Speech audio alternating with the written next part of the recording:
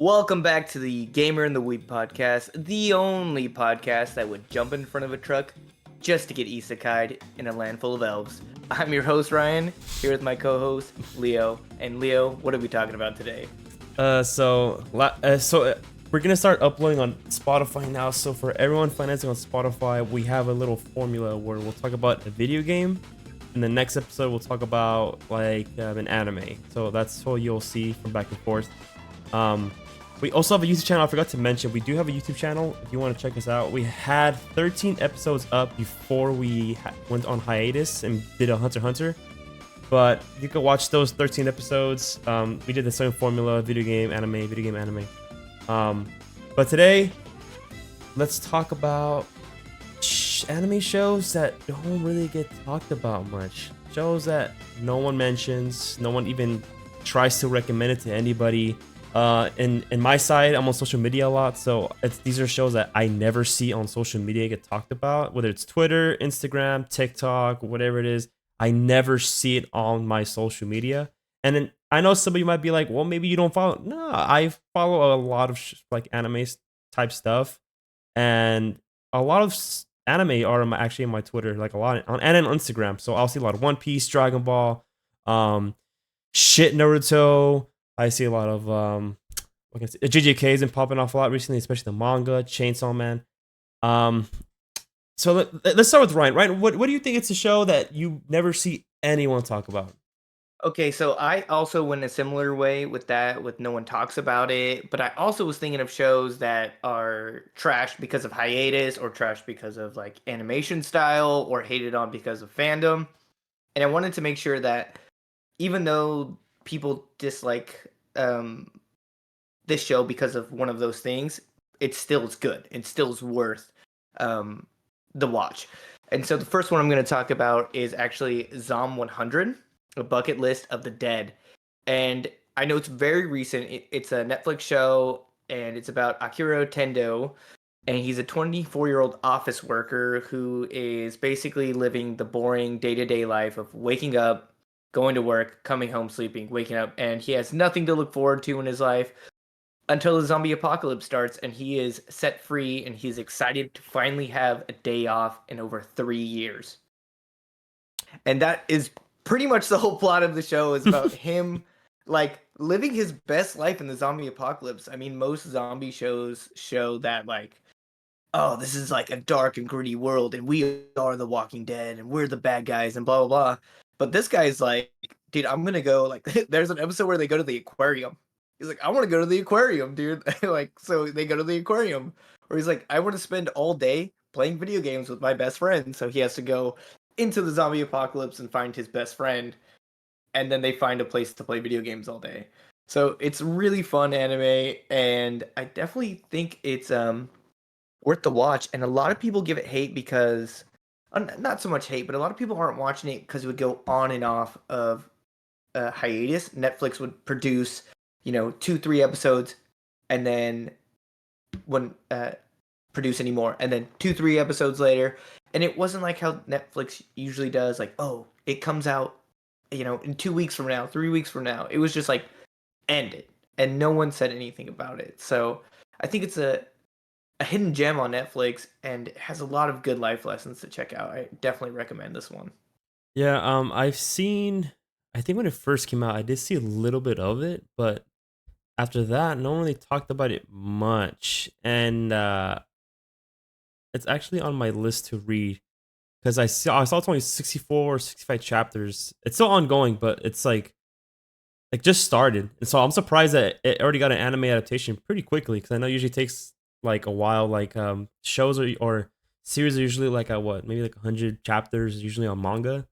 Like Chainsaw Man didn't get an anime adaptation until it reached chapter 98 or something like that. But it does look funny from the animation that I've seen.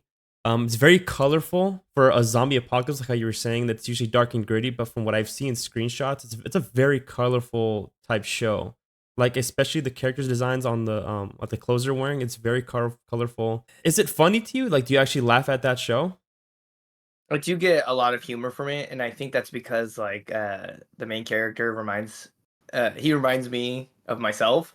And like one of the first things he like does, a little spoiler, not really, but he's like really in love with Power Rangers or Oh, in dude. Japan Sentai, and I was like, dude, that's me. Like I get it. Damn. So you see yourself as him, and you see yourself as Edward Elric, right?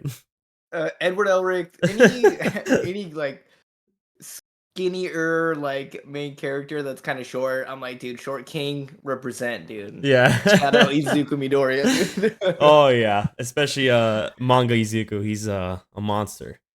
But yeah, Zom 100. I'll for sure check it out. I actually been like keeping it on my radar because I actually want to see that one.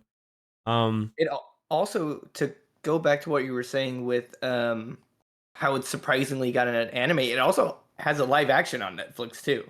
oh, I did see that. Yeah, yeah. Oh yeah, I totally forgot to live. Damn. So live action and anime adaptation within 60 chapters in. Yeah. That usually means like the manga is really good. Is usually what that means. Which is why I'm so shocked that Boruto got one so quick. But moving on. I think the first one I'm gonna say people. So here's the thing. People do talk about this one when it was coming out. But it didn't really last that long. They would talk about it for a little bit and then it's just goes quiet. No one talks about it. But the one that I'm going for is Mob Psycho 100. It's the same creator of the guy who made One Punch Man. The guy's name's One, but the only difference is with this manga is it's all original art from One, while in One Punch Man, the guy Murata is the guy who actually does the art style while One does the story. But Mob Psycho, in my opinion, I like Mob Psycho better than One Punch Man. You see a lot of the same similarities with the characters, the power systems. It's kind of similar. But the cool thing with Mob Psycho, it's more written based rather than action based like One Punch Man is. And you might seem like not really because there's a lot of action, but trust me, like as the season goes on, there's some really deep writing, especially with the main guy Mob, whose name is Shigeo Kageyama. Um, it's like him trying to find himself in the world of like this where it's like overpowered by telekinesis people. Not telekinesis as like, oh, you just levitate. No, there's like a different bunch of powers of telekinesis. So there's a guy who can he can't see, well no, he can see, but like his power is pretty much he can pretty much read like your future move and he can literally just dodge it instantly. um and Mob Psycho is the strongest one. Basically from the start, they tell you he's the strongest one, and it's him just trying to fit into the world. He just wants to be a kid. He has a crush on a girl that he wants to go on a date with. He doesn't really care about power systems. He doesn't want to take over the world. He's like, dude, I just want to be a normal kid. I just want to live normal with these people. But of course, I think in my opinion, the best sensei, which is Reagan, he uses Mob as like, hey, I need you to exercise people because his company is someone that like exercises stuff for people. So like if it's like a abandoned building or something like that, and he uses Mob to destroy those or to exercise those spirits. And especially okay, let me just talk about the first season and second season because the third one is in my opinion my favorite one. The first and second one is like how I told you, Mob is trying to find himself in the world. Second season is more the city goes to crap because a huge battle and destroys the entire city, which is a really good season. But in my opinion, the third one is probably the best one just because Mob gets well written in that one.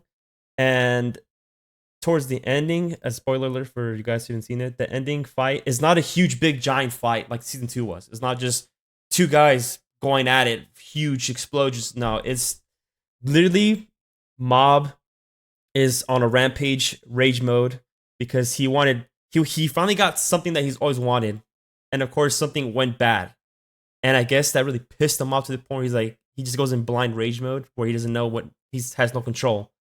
And Reagan is literally the only one who can stop him, not in power wise because Reagan has no powers, which is why he uses Mob to destroy the spirits.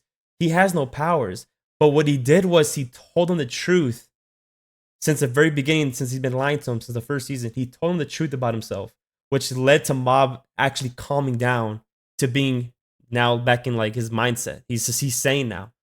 And I always thought that is so beautifully written because it comes full flesh from Reagan first line to Mob. And you could tell Mob kind of knew too. Mob knew all like since the beginning that Reagan's a liar. It's just that he wanted to hear from Reagan himself. Like, hey, just tell me you're lying, dude. Like, I know you're lying, but just tell me. And right when Reagan told him, like, that's when Mob actually just started to calm down. He became sane. He stopped destroying. And I was like, wow, that is really well written. And I didn't expect that from Mob Psycho 100. I agree. Mob Psycho has some of the best animation. Like people talk about like the new animation style like Demon Slayer or JJK, and it's like a lot of those cool epic fights. Mob Psycho kind of did it first. The flashing colors and the kind of distorted art style. Like Mob Psycho was doing that as well, years before even Demon Slayer or JJK were even an anime. The first episodes even came out, and I like how the anime subverts expectations with the one of the first things being the clubs that Mob's gonna join in school.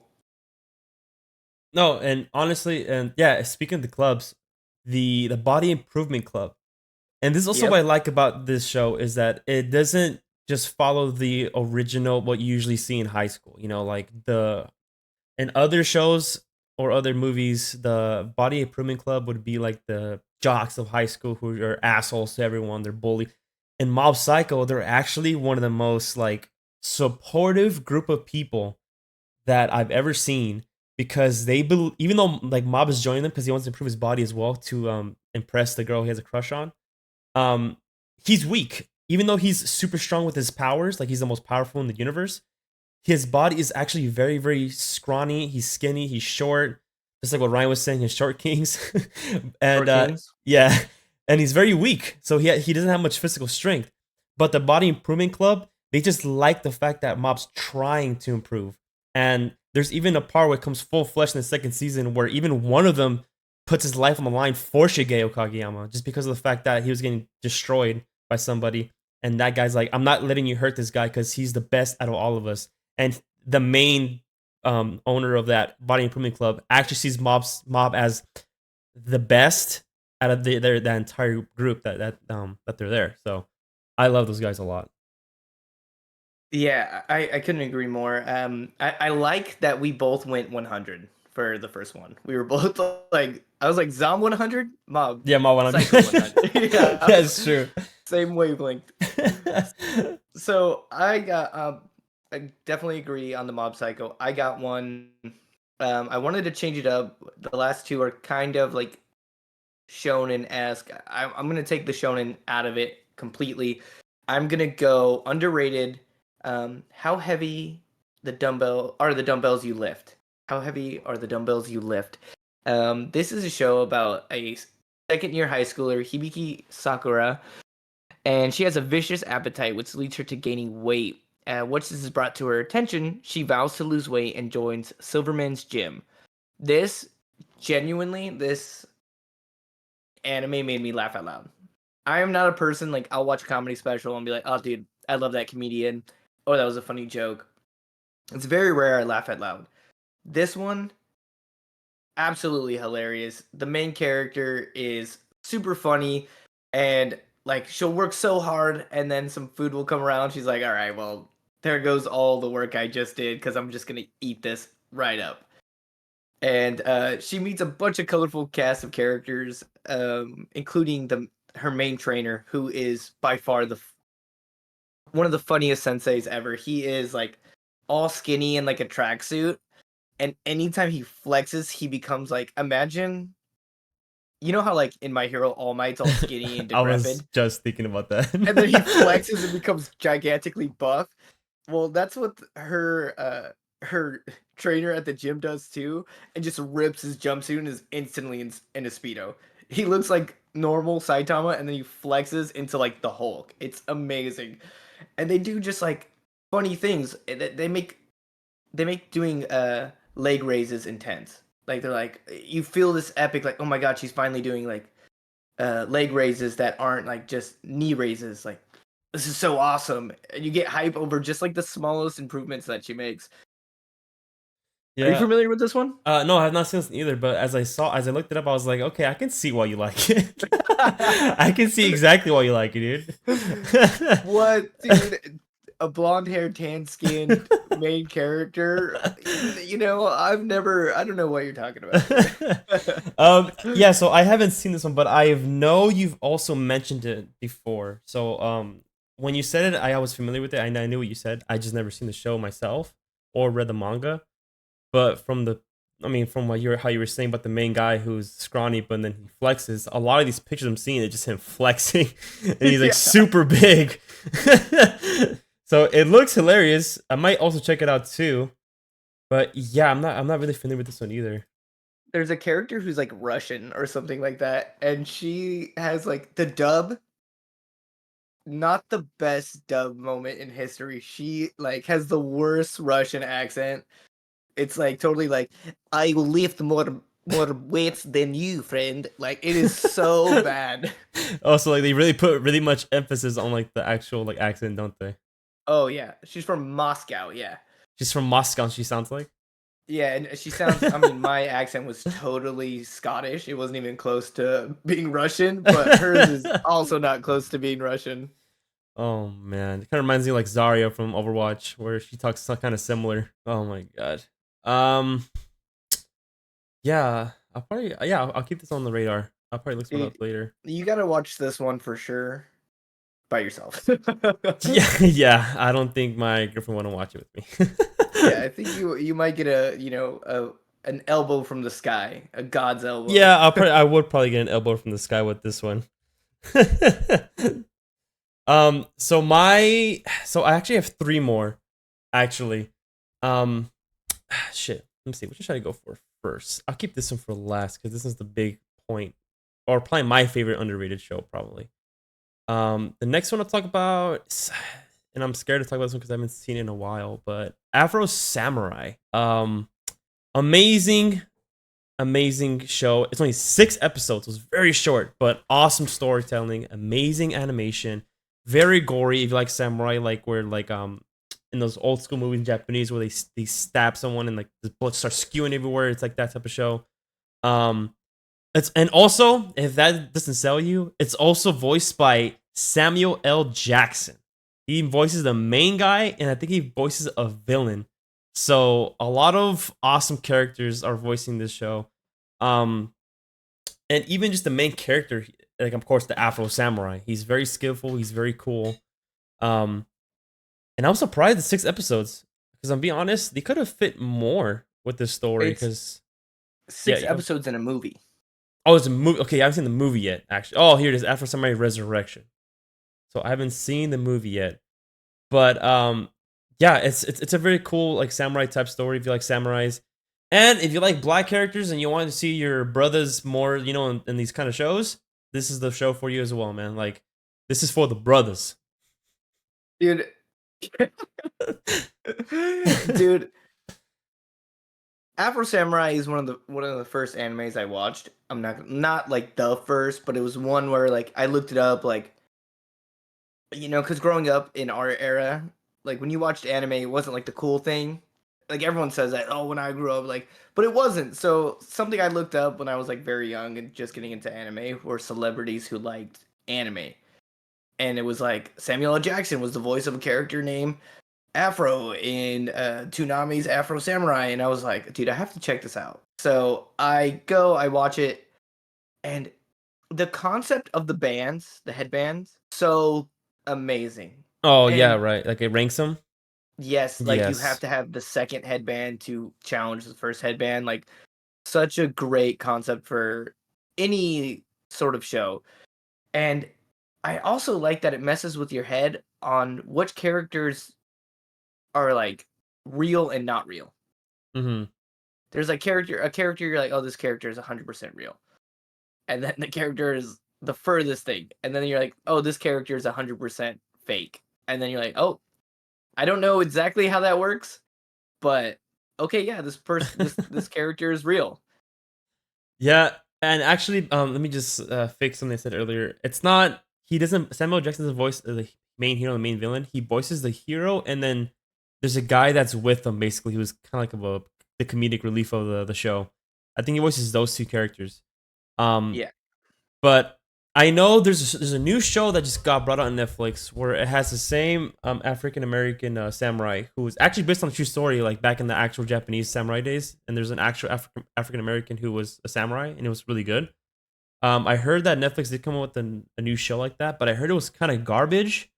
But I would say Afro Samurai would be like the original version. Like I'm pretty sure it took inspiration from that actual like history, and that birthed Afro Samurai. So if that show is trash, trust me, Afro Samurai. I mean, not Afro Samurai. If the Netflix one is trash, then trust me, this Afro Samurai show is a lot better. I had fun from episode one to all the way to the end, and I totally forgot there's a freaking movie that I needed to watch as well. Dude, I think it's called like Yasuke or it's not Yusuke, it's Yasuke or Yas something is the Netflix show. It is so terrible. I heard it was terrible. Oh It is yeah. so bad. I mean, that's not what we're talking about, but it is so bad. There's a point to where I'm watching it and I go, okay, this guy's a lion. This guy has magic. That guy's in a mech suit. And what makes this guy so special? And the show never is like, oh, like he's what makes him special is he has a special type of like magic. No, they just kind of go like he's from Africa. What makes him so strong is he's Wow. from Africa. And you're like, dude, like that's it. I mean, cool, but like come on, like in this world there's people that can shoot fire from their hands. There's a guy who's literally a lion. And other samurais who are just human just get wiped off the face of the earth. But what makes this guy so special isn't that he works so hard. It's not that he's the best. It's that he's from Africa. It's like, come on, like that's a little racy in my opinion. Kind of reminds me of like imagine if that's what they use for Goku. Like, oh, why is Goku so strong? Ah, he's just saying.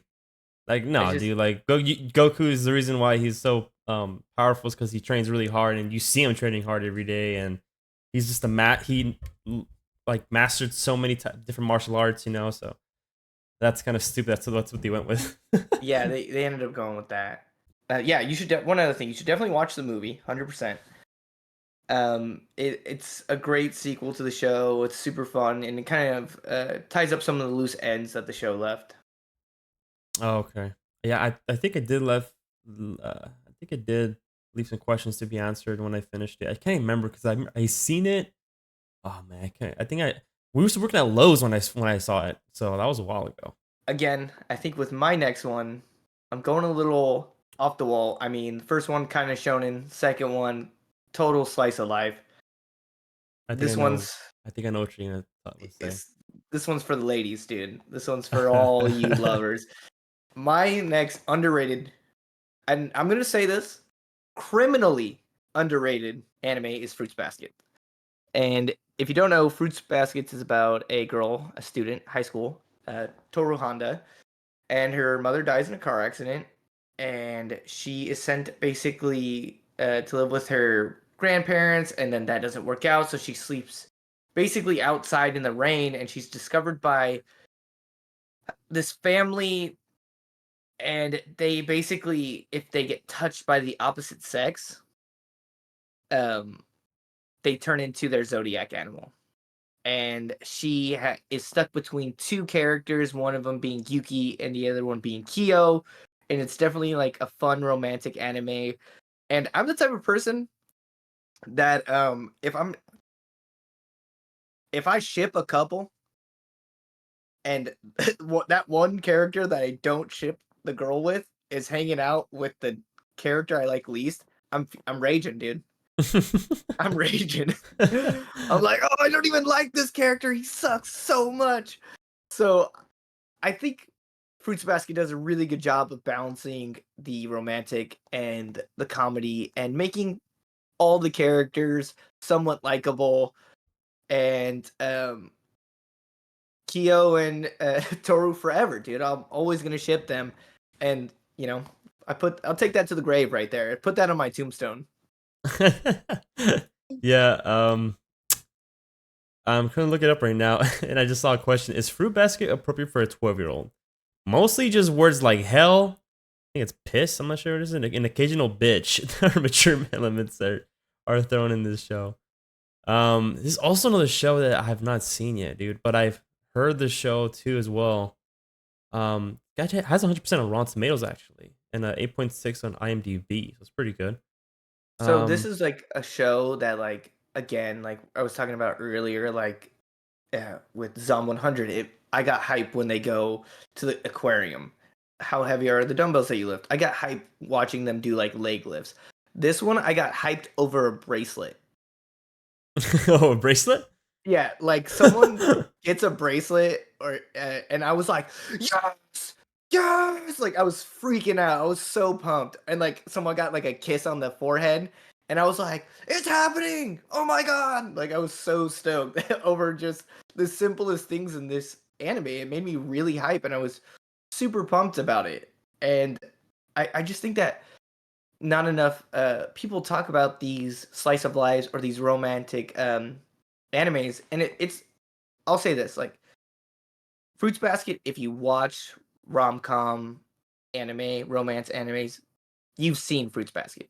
But for those of you who are just like I only watch shonen or I only watch horror or I only watch seinen anime, it's like, dude, suck it up. Give rom com romance animes a chance. Start with Fruits Basket. Worth it. I'm trying to think if I've seen a rom com anime. I don't think I have. I might have actually maybe Well, did seen you one. see that movie Silent? Oh, What's one of? Silent Voice. Yes. Yeah. See, but the thing is, that's not really a like a romance type movie. It's more of like a slice of life where the main character is Mm. trying to find himself because he was a bully to the point where he even thought about suicide, and it's just him trying to like come to terms with his life and stuff, right? But and there is a girl involved, and it might seem like a romance movie, but when you actually look at the like if you look deep into it, it's not really romance. It's more just about like pretty much forgiving yourself. Basically, it's what it's about. Um, all right. So my next one that I think is underrated. I've seen maybe one clip of this on Twitter, and I remember I watched it with me and my girlfriend. We both loved it, especially the main character. He's such a joy to watch. He's so awesome, especially when good things happen to him. It makes you smile. But the next one I'm talking about is called The Rankings of Kings. It's about pretty much a world where they rank kings from strongest to the weakest, and the strongest one is usually the one with like the big castle. He's strong as shit. He's very rich, and the story follows the number one. What he was a number one until he passed away. About his son named Boji, who's deaf, by the way. And I like shows where they actually show characters that have disabilities. So if one's deaf, one's blind, stuff like that, etc. So Boji is deaf, but what's cool about Boji is that he's actually secretly really strong because his dad's, of course, the number one king. But Boji is just not really sure of himself yet. He's still trying to find himself. But he's a nice guy. He can't even hurt a fly because he's very nice. He befriends a guy who tries to rob him. Oh, the guy robbed him. It's also like he's actually like the main side character. He robs Boji, but Boji still forgives him and still brings him food. And he's like, "Why are you doing this? I'm robbing you. I'm mean to you." And Boji is just trying to like befriend him, and he actually befriends him to the point where that guy even puts his life on the line for Boji. And a cool trait that Boji has is even though he is deaf, he can read your lips. So if you talk to him, he can read your lips. But of course, if he wants to talk to you, he has to use sign language. Or in this instance, there's a clip I'll probably put on YouTube. But it's a clip of Boji trying to explain to someone that doesn't know sign language, and he's like kind of saying gibberish, and he's like doing like hands, like he's trying to like mimic like what he saw. I thought that was really cute with Boji. He's a really awesome MC as well. And the animation is pretty good too. Like, there's a character that's voiced by Chris Sabat. If you guys don't know who that is, he's the main legend who voices Vegeta, Piccolo, All Might, those characters. And but I wouldn't expect him to voice his character because he's kind of feminine. So I was like, when I heard his voice, I'm like, hey, that's Chris Sabat. But he's the guy who trains our main hero. He's also a cool guy. His brother is like the second best king. He's like a Dracula type guy. He's pretty cool. And then, my opinion, the best villain was It's the brother of the guy who voices Chris Abbott, and then the Vampire King, the number two. So, oh, before I go into, I'm sorry, I'm fucking going off the road, but the guy who voices Chris Abbott, he's also brother with the number two king, but they also have a third brother who's was pretty much exiled and he got brought back to like break down the number one kingdom. That villain is amazing. He's very cool. He doesn't talk, but he just the way he fights and his power is cool. I want to spoil it, but Ranking of Kings is actually really underrated. I know season two has come out, which I haven't seen yet, so I'm like so mad at myself for not seeing it yet. But it's on my list to watch. It's a really good show. I highly recommend the show. Yeah, this is one I actually haven't seen, and it's been on my list for a long time. I actually didn't even know there was a season 2 out. See, exactly. Like it's when they announced it, not much people talked about it, which is shocking to me because the first thing was so good. Yeah, I saw a clip of some fight scenes, and the main character isn't like what you would expect from your typical like uh shonen main character, but the fights that you do see that I saw on the internet, like Instagram and TikTok, I was like, wow, this is like really good. This looks really badass. Yeah, no, and what's cool about it too was like there's a moment when Boji is actually fighting someone. It's a normal fight in what we're seeing. But then at one point, it takes you into Boji's perspective, and it's like crazy. He's running on walls. He's like the guy he's fighting is basically a giant in his perspective. He's smashing the wall. He's like doing backflips, dodging it. And then when it goes back to what's actually happening, it's not as cool as that looked. But Boji's still dodging everything because he's a master at dodging everything. It's just that he just can't release the power to hit back. So you're told from the very beginning that Boji is very good at evading everything. He can evade any attack. And it's just that he doesn't pack the punch in order to fight.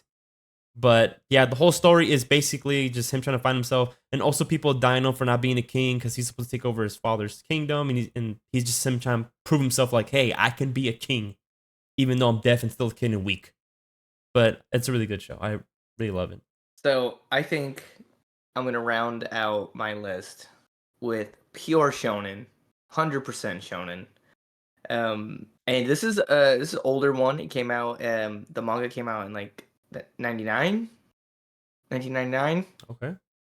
and so my last one, underrated completely. I don't even know if you've seen this one. It is Kenichi, the Mightiest Disciple. Kenichi, the world's mightiest disciple. So basically, this is a story of Kenichi. He's 15-year-old high school Well, student. before you finish, I wanted to say that everything you've been talking about has at least one blonde chick on the show. I don't like blondes. I wanna say that right now. I do not like blondes. I do see a tan one with brunette hair that's on here. But yeah, I don't know, just a little weird, man. It's a little I don't like blondes.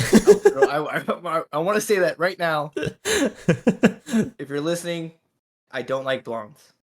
All right. I prefer redheads. Anyway, shout out Noah, dude. So Kenichi's a 15-year-old high school student, longtime victim of bullying, enters, I think, high school, and he's ready to take a step forward and become a strong martial artist. And he comes across a girl who like is a badass karate martial artist, and he somehow offends the gang Ragnarok, which all the top members of Ragnarok are. They have their own number. I think it's like, I want to say it's 1 through 10, maybe 1 through 8, and he has to basically gain martial arts skills and fight the gang members of Ragnarok. And he does this by joining this dojo. And these dojos have the world's strongest martial artists in their respective discipline. We're talking karate, Muay Thai, weapon fighting, judo, master of all Chinese martial arts. And each of these masters have their own little quirk. Like the judo master is like he's like a drunk, and he's all about like wisdom and proverbs. So he kind of just says shit that doesn't make sense sometimes. And then the Chinese martial arts, he is like a total pervert. And then the master of like weapons is a girl, and she's totally quiet and like is a very beautiful girl. totally quiet, but is like a merciless killer. And then the Muay Thai master is like a ridiculously like buff, like loud mouth, like not loud mouth, but he's like loud, obnoxious, and he's kind of stupid. His name is like I want to say his name's uh I want to say it's Appa, but not like the one from uh Avatar. yeah, Apache. Yeah, his name's Apache, and he's like, "Ah, bah, bah, bah, bah," and he like says shit like that, and like will knock you out. And then one of them is actually the karate master. Is he's also a drunk, and he's like known as like the 100 like degree street fighter, and he's voiced by Chris Sabat. Shout out. And he is like Kenichi's like main master for a long time, and then they all of those guys answer to like a headmaster, and he is like that. Like when you get to the headmaster, he is like the dude who's like that's when it gets really shown in. He's like, I'll teach you like the ways of this one martial art where basically you don't get like you could block a punch before it happens. You have like foresight and stuff like that. And each fight gets more and more intense. I will say, some of the standout fights are I want to say it's six or Kenichi versus the fourth fist and Hermit. Kenichi versus Hermit is great. Um, and Hermit versus Berserker is amazing. And then Kenichi versus Odin, absolute banger. One of the best endings to a fight I've seen in a long time. The animation is old, but still like really good. It has everything you want. It's funny. It's got great action. The animation's great. Has even a little bit of fan service for those of you who are men of culture, and it's just all around good. Yeah, just from seeing the photos, it's like it pretty much has everything you would think about when you think of shonen. Like just from the picture, I was like, oh yeah, this looks super shonen. Like I could see this as like, I'm pretty sure it was popular back when it came out in '99. I But don't. yeah, I haven't seen no one talk about this one though. Yeah, this is like when people talk about older anime, it's always Yu Yu Hakusho or like Hmm. Yu Yu Hakusho, Inuyasha, Dragon Ball Z. Obviously, everyone watches that. Hunter x Hunter, like the original. So I think this one was a hidden gem underneath all that. I really did enjoy this this anime, and the manga it's an easy, quick read. I want to say it's like 61 chapters, Well, maybe. from what I see here, I see there's 61 volumes, so maybe like 200 chapters. Isn't even that much either. Yeah, I mean, considering like I thought like nowadays like I think My Hero has like um I think it's four. I four think it's on almost like four. 421 or something like that, and I'm like, oh, that's not that much. When you consider some animes have like Yeah. 1117. Exactly. Oh, actually, so wait, is this what's called? Kenichi the Mightiest Disciple. History's Strongest Disciple of Kenichi. Yeah, it's this one. It actually has 583 chapters. 583 chapters, man. Yeah. Dude, I did not even know that Oh, because I unless, read well, a it. little bit of the manga, not a whole lot. Yeah, this is a lot. But um, my last one, and then after I'll throw in two extra questions for you, Ryan. Since last podcast you gave me a surprise question. All right, all right. My final one, which I know people will be like, it's not underrated. I hear about this. I'm like, well, technically yes, but it follows the same rules as in it might have been talked about when it came out, but then for some reason the guys who released this series, and he did it twice in a row by the way, for season 1 and 2, he released it in a moment where a lot of more popular shows were releasing at the same area, the same date, or the same season. So this one went under a lot of people's radars to the point no one really talks about it. And it's crazy to me. But the one that I'm talking about is freaking Vinland Saga, man. This freaking show released in a time when pretty much there was way more other shows that were way more popular that were having a third season, fifth season, and Vinland Saga was having the first one, and people didn't really know much about it. But it was so beautifully well written, especially Thorfinn's character and his amazing dad, Thor's. And not even that, dude. What's funny is, so my girlfriend isn't a fan of Vikings. So when I've been trying to get her to watch it. I was like, please watch it. I swear you love the characters. It's okay, fine. I'll give it a try. So she ended up watching it, and she was like, I'm sorry, but I'm not really a fan of the characters. But she was like, but I really liked Askeladd for some reason. I was like, yes, because Askeladd has a really deep written, like, his character is crazy.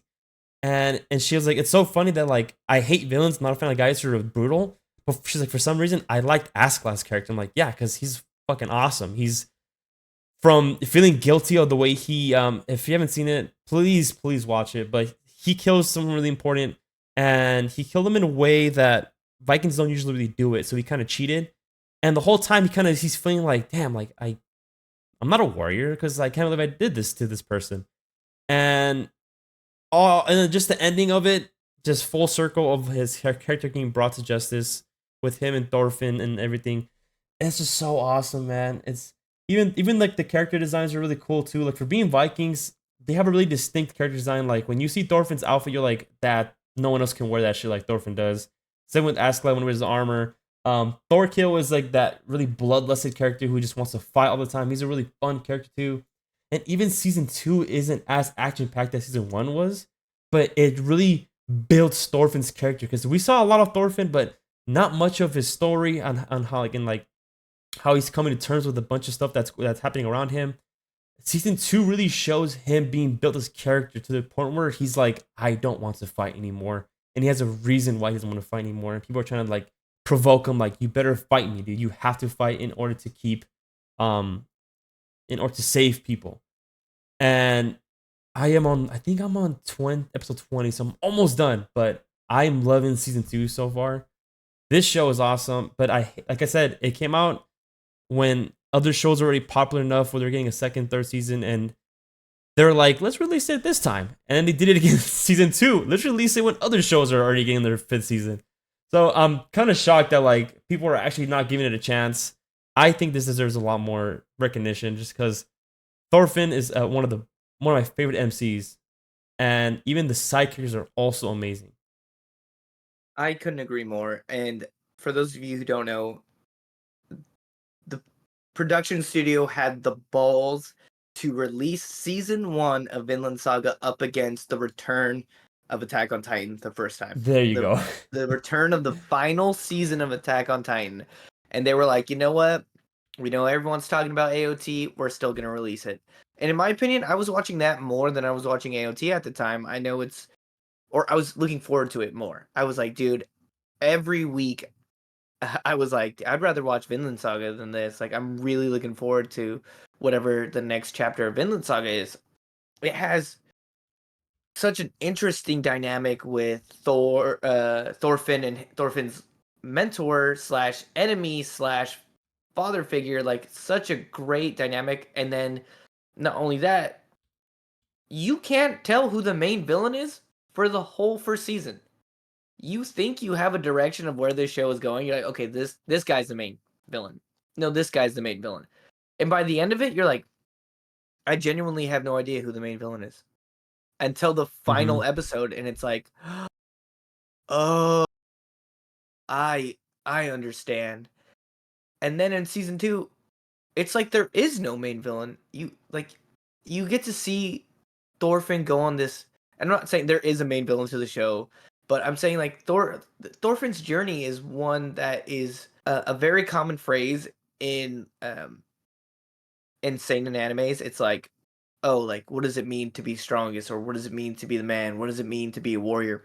Many shows have tackled this before, but I think Vinland Saga does it in such a unique way because these are all like I said. So Berserk is like another seinen. They call it the big three of seinen Hmm. is like Vinland Saga, Vagabond, Berserk. Like those are the three that everyone tosses around. Berserk is like, oh, like what is your destiny? What is your dream? And it's about Guts figuring out that sometimes to protect his dream, he has to kill and be a monster. And for in Vagabond for Musashi Miyamoto, it's a similar question like, oh, you want to be the strongest. What does it feel like to be the strongest? And you know, Musashi has to deal with that when he gets there, where he how he feels and what it's like. And Vinland Saga does this in a completely different way from the other two, where it's like each of them had to kill to get to their goal, and Thorfinn is like, no, I can't. Like he comes to this decision where he's like, to be a true warrior is to be strong enough not to. And I think that's such a unique and interesting way to tackle this problem. And the show is so poetic. The art style and the animation style are both beautiful. The characters are all really likable. And if it wasn't for I said that really weird. If it wasn't for, I said for, if it wasn't for the other animes that came out at the time, I think this would be the talk of the town. No, dude, and right now I'm looking up the season when it released. Dude, these guys have massive balls. You want hear this, all right? So for new shows coming out, Villain Saga was on there for summer of 2019. What also released was Doctor Stone, Fire Force. I know this isn't really popular, but I saw this on all of my social media. It was Is It Wrong to Try to Pick Up Girls in the Dungeon? When it comes, those are for new shows. When it comes to continuing shows, it was Demon Slayer, One Piece, Black Clover, Fairy Tale. Let's see what else there. I just saw a couple other ones that came out. I'm like, excuse me. Uh so and then there was King and Ashura. The Super Dragon Ball Heroes came out that at the same season. And then when it comes to movies, for movies it was these are OVAs. Here it is. Specials. No, not that one. Where's the movie set? Just saw it. But it was Konosuba, the movie came out. There was a Violent Evergarden that I heard was really good that everyone was watching.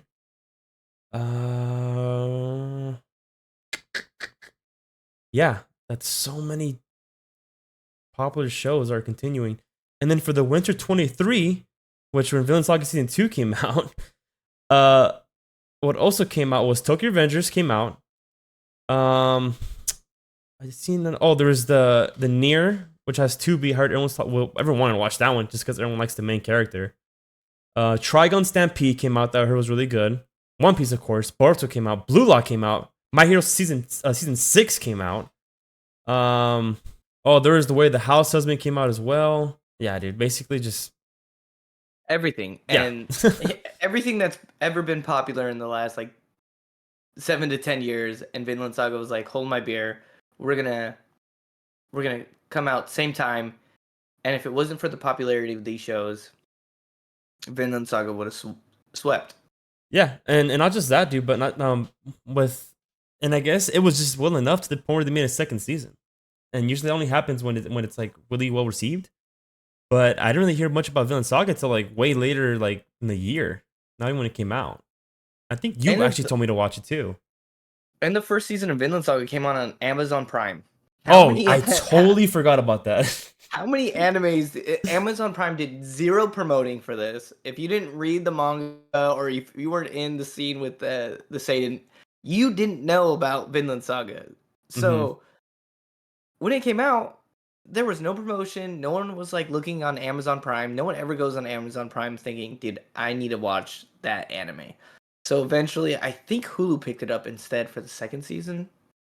I want to say it was Hulu or Netflix. I think it might have been Netflix. Well, it's on Crunchyroll. I've been watching it on Crunchyroll. I think it became more, I think, just known enough to the point where they ended up throwing it around different type of streaming services. Unlike the first season was on Amazon Prime, but now it's on Netflix. You can see it on Crunchyroll. I believe you can see it on Hulu. So I'm kind of glad that now it's getting its recognition a little bit, like little by little. Yeah, and a lot of people are lucky because this is one of those animes that's really good. The manga is really good, and the manga is still coming out. A lot of like the other two mangas I was talking about earlier are very slow to come out. We're talking monthly, maybe even tri-monthly releases, or none at all. Like Vagabond is Mhm. no releases at all. Yeah. So now I'm gonna throw these two questions at you, Brian. So Um, just name. So there's I'm ask two questions. You can name an underrated manga. You Okay. can name as much as you want, but an underrated manga that you think is underrated, and then one underrated MC, anime MC. One underrated manga MC. And Well, not manga, but just in or general, just like in general, in in general, general. yeah. So name as much as underrated mangas you think there is, and then name one like anime MC that's underrated. This is a tough one. So I think underrated manga for sure. Everyone needs to be reading Kengan Ashura and Kengan Omega. If you're not reading that and you're like, well, I don't want to read it because the anime sucks. That's the whole point of reading, is so you could skip the anime. You could just go right to reading. Go read Kengan. It's super fun. Another underrated manga, sports manga, Hajime no Ippo. Oh my god, it's so good. If you love sports, if you love boxing, if you love a great underdog story, Hajime no Ippo, 100% give that a watch. Um, a manga I've talked about before, and an anime I've talked about before, and I will talk about it until the day I die. Helsing, like people, let's read Helsing, let's watch Helsing. It's already over, but still, it's so good. I reread it every October. I love it so much. And then obviously, I can't even say it's underrated, but just read it. Go read Berserk, please. Yeah. Um, No, and then before you go on, Helsing, yes, that one's really good because not just that, they have a really amazing anime adaptation, and even the manga is really good because even the art style is really dope. If you like vampires, especially Dracula, dude, like this is a really awesome take on Dracula. oh yeah, it was super fun take on vampires. My last one, I just started reading it. A lot of people have recommended this to me. Is Kingdom. It's King- about the unification of China, and the main character is trying to become the China's strongest general. Really good, highly recommend. Underrated manga MC or underrated anime MC. I And think I got one like off the top rip. Everyone, uh, it's a popular anime, but I mean, I think you know who I'm gonna say. Underrated MC Izuku Midoriya, yeah, 100% underrated. Not well appreciated enough, and sometimes it doesn't even feel like he's appreciated by Horikoshi himself, who's the yeah. mangaka for it. Another one though is underrated, and I think he's not so much underrated in the fandom, but I think he's underrated in his own show. Like, doesn't get his flowers enough. Is Yuji, and I'm glad in the manga he's finally getting Yeah, I was those about to flowers. see. I was thinking about Yuji too, but I'm like, maybe not right now because just right now he's getting the hype he's been deserving for since the beginning of the series. He's finally getting his like, wait, as you said, his flowers finally. Yeah, and then other than that, I mean, there's a ton of them. There's a ton of underappreciated MCs. I feel like MCs in anime are just like, at least recently in the past couple years, are just kind of like not appreciated. Like I don't think that back in the day, like people, even then, I feel like when it comes like we go back to the big three, people appreciated Naruto. Like everyone was like, dude, Naruto's so awesome, blah blah blah.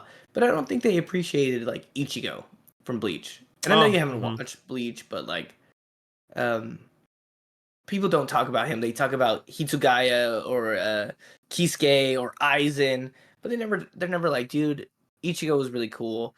And even in and I'm gonna cause some hate right now. Even in the greatest manga ever, One Piece. Don't argue. It's One Piece. 1,117 chapters. It's the greatest all time. People still on the edge of their seats. One of the highest selling manga every year. I feel like people don't appreciate Luffy enough and all that he does. Like, mm-hmm. if you look on the forums, it's always about oh Zoro or Sanji or I mean, I'm guilty of this Shanks, Dragon, but no one's ever like dude, and they'll talk about like oh well this new form is really high and blah.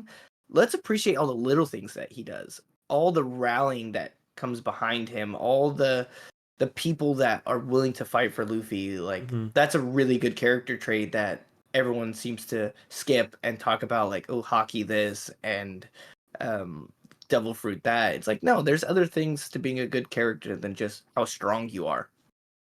Yeah, I think that's the big one is that the fact that people are willing to die for Luffy. Like Zoro, I think he said that he's willing to die for Luffy until he becomes a captain. Like I think on the 20th, 30th chapter that he's finally like he's in. So I think he shows up like on the second chapter, and like on chapter like 50, he's already saying, "Yeah, I'm dying for Luffy." I was like, "Damn, that was fast." So it just shows you how much people actually love Luffy in that universe. I was also gonna say underrated MC. Um, and I feel like you're gonna talk shit about this one a little bit, just because you haven't seen it. Is Shoyu Hinata from Haikyuu.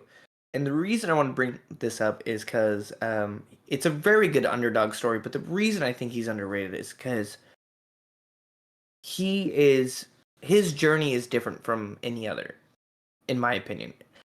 Everyone in shonen is like, for example, like Naruto, Luffy, Izuku.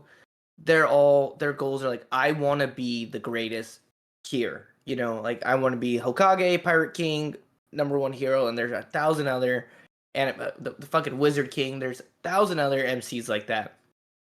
And Shoyu's journey starts like that. I want to be the best ace. I want to be the best outside spiker I can be. And it changes throughout that into I don't want to be the best outside spiker. I want to be the best at what I do.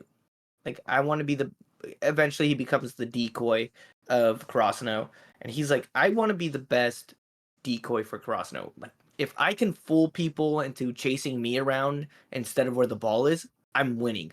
And I will do whatever it takes, whatever journey I need to go on to become that. I will go to different countries. I will sneak into places I'm not supposed to be and practice there. I will watch. I will eat, sleep, breathe, and it's such a interesting take on the I want to be the best here. So I know Haikyuu gets a lot of hype, but I challenge people to go back and instead of focusing on oh wow, like look how cool the spiking is or look how cool this is, really take a moment and look at the journey that Shoyo goes through and it's not just about oh, I hit the ball really good now. It's about the way he thinks about the game.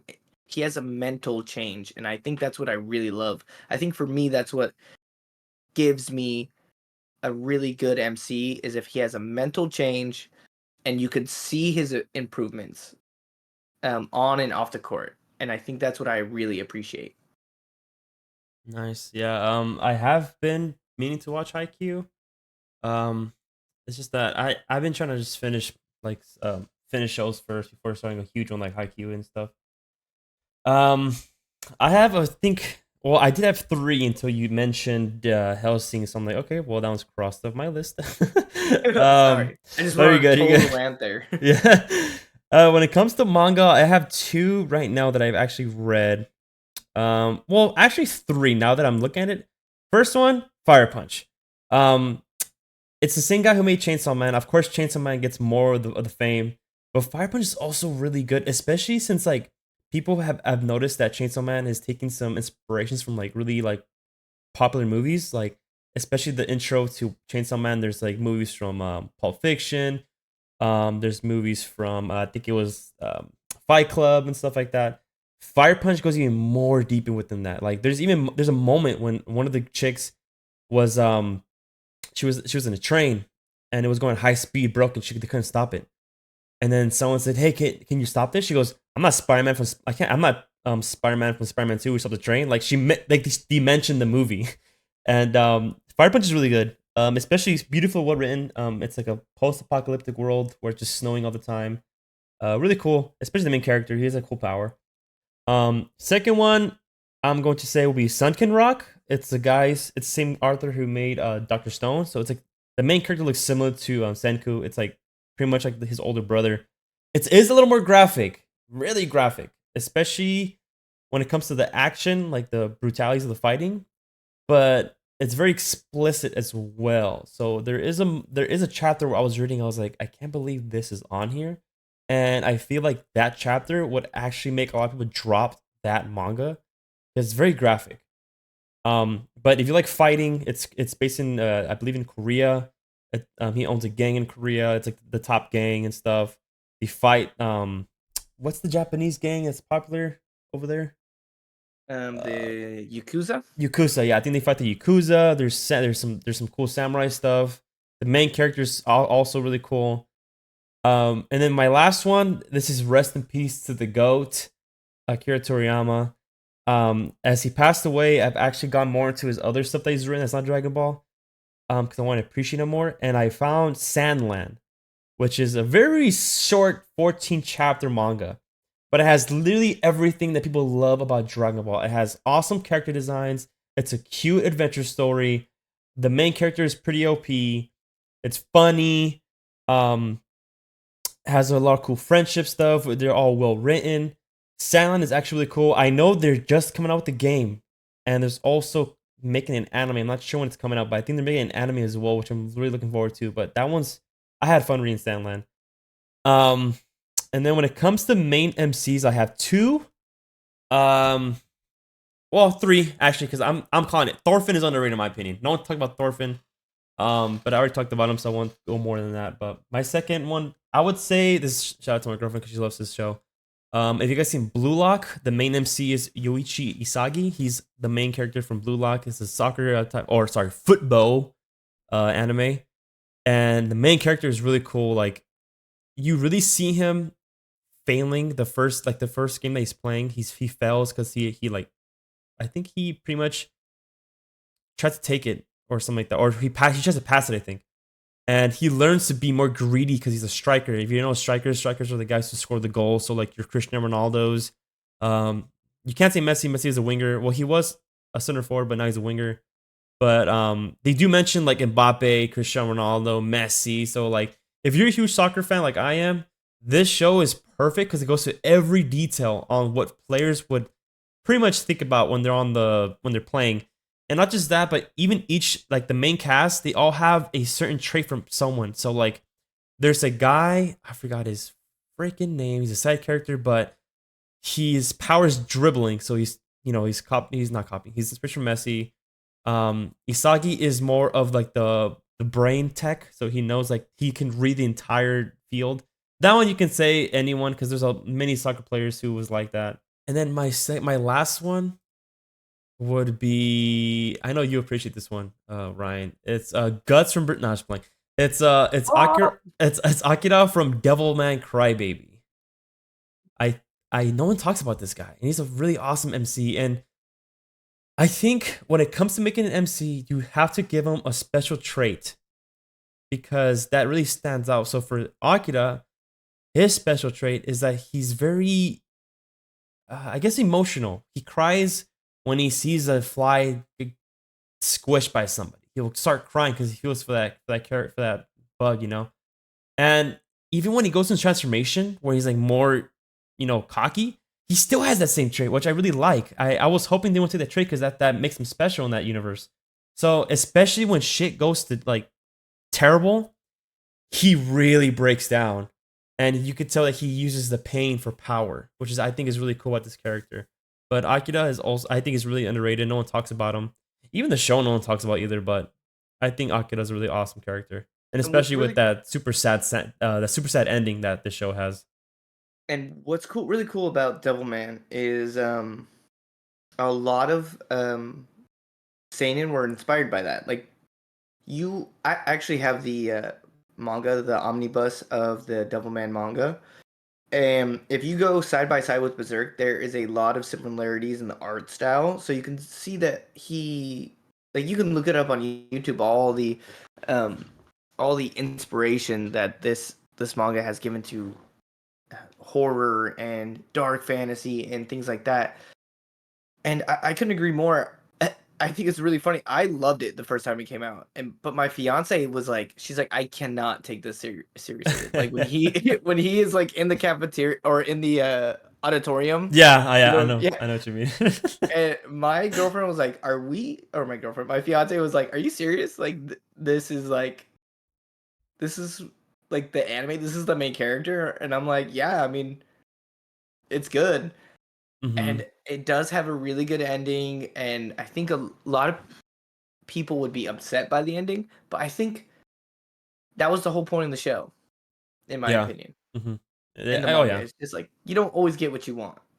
Yeah, and like and yeah, like what your fiance was saying, like yeah, it is kind of weird in the beginning, but like as soon as like I think episode 4 hits or 5, it drastically changes the tone of the whole show. Like quick. Like I promise you, like you'll see episode 4, the next episode you're like, am I watching an entire new show or is this the same one still? And then you check, it's like, no, it's still the same show. What's going on? Why is it so different now? It's more like action pace, it's more graphic, it's more like it's like a war going on. Like it happened within a span of like an episode. And so it gets good. Like if you're weird out in the beginning, trust me, just stick with it. You will love it by the end. Yeah, and I couldn't. All these animes we've talked about today, I could not recommend more. And I challenge you guys to go out and try new anime, try new genres, start reading manga, and even rewatch some of the shows you've already seen and try to picture it in a new light. And I think you will come out with a new perspective each time you watch it. Yeah, and just to add to what you said, what about like watching new stuff? When I first started, I was just a Shannon. I was a shonen boy for like a while. So I only watched Dragon Ball. I watched the Naruto. I watched My Hero, JJK. Like only the shonen stuff was all I would watch. And I think shout out to Owen. You know I hate you. He was like, "Hey, do you want to watch an anime movie like on Discord?" I was like, "Yeah, sure. Well, what are you watching?"